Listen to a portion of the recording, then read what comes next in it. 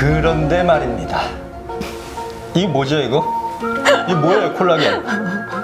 엄청 큰데 이거를 이게 이제 콜라겐이 하도 좋다고 그래서 저도 이제 먹어보려고 샀는데요.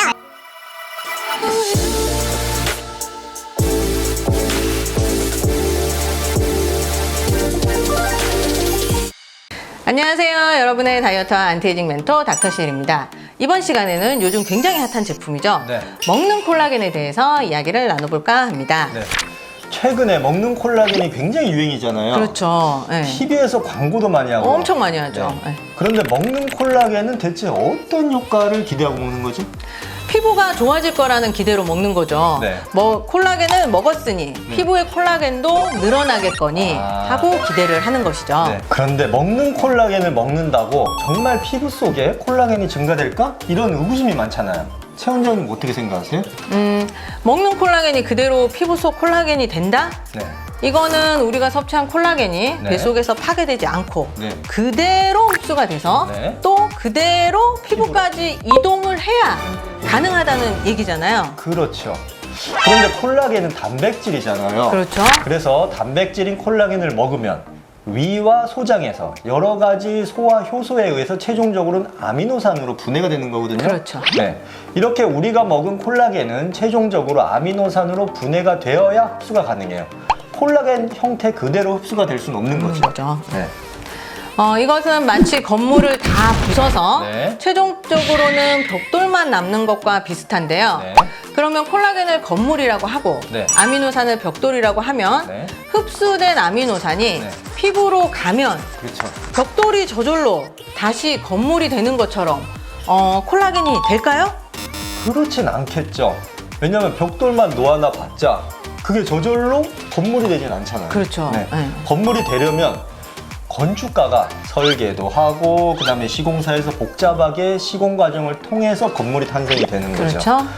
콜라겐 역시 피부 속의 섬유 모세포라는 특수한 세포 내에서 유전자에 의해서 단백질 합성 과정을 거쳐야 비로소 만들어집니다. 아미노산이라는 것은 바로 그 단백질 합성의 재료일 뿐이죠. 그러면 피부 내에서 콜라겐을 만드는 데 필요한 아미노산은 꼭 굳이 콜라겐을 먹어서 공급할 필요는 없는 거 아닌가요? 네. 콜라겐이라는 단백질을 만들 때 많이 쓰이는 아미노산이 네. 프롤린과 글리신인데 이 프롤린과 글리신을 꼭 콜라겐을 먹어야 얻을 수 있나요? 아니죠. 그냥 계란이나 고기, 우유 이런 것들 많이 먹으면 이러한 재료들을 다 얻을 수 있어요. 그러면 계란이랑 고기, 우유 이런 것들을 많이 먹으면 피부가 저절로 좋아지나요? 아까 말씀드린 것처럼 벽돌만 많다고 건물이 저절로 만들어지는 게 아니잖아요. 그렇죠. 앞서 말씀드린 것처럼 재료가 넘쳐나도 설계, 시공사에 해당하는 섬유 모세포가 기능을 제대로 하지 못하면 피부 속에 콜라겐은 증가할 수가 없겠죠. 그렇죠. 그런데 제가 공부를 하면서 좀 찾아보니까 네. 일반적으로 섭취하는 콜라겐보다 훨씬 작은 네. 저분자 콜라겐 펩타이드는 효과가 있다라는 주장이 많더라고요. 네, 그런 주장을 저도 많이 봤거든요. 그런데 저분자 콜라겐 펩타이드 역시 결국은 재료일 뿐이죠. 피부 내에서 자동적으로 그 재료가 콜라겐으로 저절로 바뀌는 건 아니라는 건 똑같죠. 그렇죠. 네. 그래서 제가 또 찾아봤잖아요. 네. 공부 되게 많이 했는데요. 저분자 콜라겐 펩타이드가 피부 속에서 자동적으로 콜라겐으로 되는 것은 아니지만 네. 이것이 섬유 모세포에 네. 콜라겐 합성을 자극해서 네. 결국은 콜라겐 생성이 증가한다는 주장이 있더라고요. 그러면 그 말인즉슨 벽돌을 잔뜩 모아놨더니 시공사에서 벽돌을 보고 벽돌이 많네 자극을 받아서 건물을 빨리 지어야겠다 이런 얘기잖아요. 그렇죠. 네. 그런데 저분자 콜라겐 펩타이드가 콜라겐 합성을 자극한다는 그런 연구는 아직까지는 시험관 연구 수준에 머물러 있을 뿐 사람을 대상으로 한 연구는 아니에요. 네, 아직까지는 콜라겐을 먹으면 피부 속 콜라겐이 증가한다는 것에 대한 과학적 근거는 부족하고 좀 더 많은 연구가 필요해 보입니다. 네. 그런데 말입니다. 이게 뭐죠 이거? 이게 뭐예요 콜라겐? 엄청 큰데 이거를 이게 이제 콜라겐이 하도 좋다고 그래서 저도 이제 먹어보려고 샀는데요. 네. 아니 그러면 이때까지 우리가 나눈 이야기랑 좀 안 맞잖아요 이게. 네. 이때까지 한 얘기가 다 뭐가 됩니까? 아, 근데 이제 이론하고 실제가 다를 수도 있잖아요. 그리고 네. 실제로 먹었더니 효과를 봤다 이런 후기들이 은근히 많더라고요. 후기를 많이 보셨네요.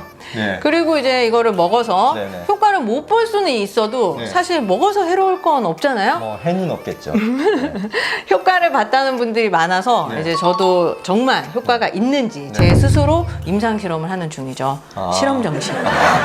임상 실험 목적으로 이 커다란 거를 지금 사셨다고 지금 얘기하시는 건데. 아. 그러면 이 원장님은 네. 단백질 파우더 왜 드세요? 그거 먹는다고 근육 생겨요? 아. 단백질도 재료일 뿐이에요. 네. 그래도 드시잖아요. 그래도 안 먹는 거보다는 낫겠지. 뭐 그런 생각으로 먹는 그렇죠. 거죠. 그게 제 마음이에요.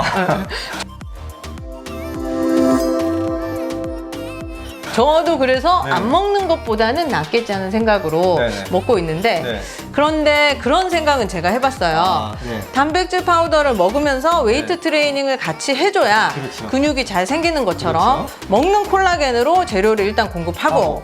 써마지나 울세라 같은 콜라겐 생성을 자극하는 시술을 받으면 네. 피부 콜라겐이 안 먹는 것보다는 더 잘 생길 수 있지 않을까? 이제 이런 생각인데요. 말은 굉장히 그럴싸한데요. 그럼 그게 연구로 증명된 거예요? 아니죠. 네, 증명된 건 아니고 이제 네. 저의 뇌피셜 및 희망사항이니까 네, 여러분들은 그냥 참고만 하시길 바랄게요. 네. 네, 알겠습니다. 여러분 먹는 콜라겐은 치료 효과가 확실하게 증명된 약이 아니고 네. 건강 보조식품이에요. 너무 큰 기대는 하지 마시고 영양제 먹는다는 생각으로 드시면 될 것 같아요. 네. 저도 영양제다 생각하고 먹고 있어요. 그래서 어쨌든 먹는 콜라겐이 정말로 피부의 콜라겐 생성을 증가시킬지는 제조사의 협찬을 받지 않는 제대로 된 대규모 연구가 필요해 보입니다. 그렇습니다. 이번 시간에는 과연 먹는 콜라겐을 먹으면 피부 속 콜라겐이 증가될 것인지에 대해서 얘기를 나눠보았는데요. 저희들의 결론은 먹는 콜라겐은 어디까지나 건강기능식품 정도로 봐야 할 것 같다는 것입니다. 네. 그러면은 최 원장님도 건강기능식품으로 이 콜라겐 그럼요. 보시고 네, 네. 효과가 어떤지 네. 얘기를 좀 해주시기 바랍니다. 네네. 네. 제가 또 먹어보면서 네. 효과에 대해서 다음번에 또 말씀드리는 그런 자리를 네. 마련하도록 할게요. 네. 자, 여러분 오늘 말씀드린 내용에 대해서 궁금하신 부분이 있으시면 댓글로 남겨주시면 저희가 확인하고 답변을 드리도록 하겠습니다. 오늘도 시청해 주셔서 감사합니다.